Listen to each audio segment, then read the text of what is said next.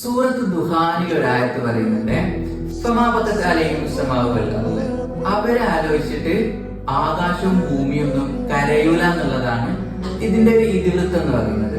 So നമ്മുടെ ഒരു വിയോഗം അല്ലെങ്കിൽ നമ്മുടെ ഒരു ആബ്സൻസ്, നമ്മുടെ ഒരു നിശബ്ദത ഒരാൾക്കെങ്കിൽ ഒരാൾക്ക് വേദന ഉണ്ടാക്കുന്നു എന്നുണ്ടെങ്കിൽ അവിടെയാണ് നമ്മുടെ ജീവിത വിജയം എന്ന് എനിക്ക് തോന്നി തുടങ്ങണം.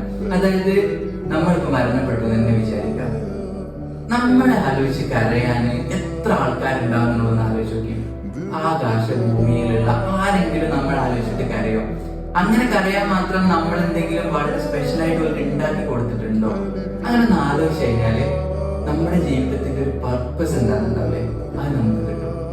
നമ്മളൊന്നും മറ്റുള്ളവർക്ക് വേണ്ടി ചെയ്യുന്നില്ല, അവരെ ഇൻഫ്ലുവൻസ് ചെയ്യുന്ന തരത്തിൽ കാര്യമായിട്ട് നമ്മളൊന്നും കോൺട്രിബ്യൂട്ട് ചെയ്യുന്നില്ല, അവരെ മാനസികമായി സഹായിക്കുന്നില്ല, അല്ലെങ്കിൽ ഒന്നും വേണ്ട.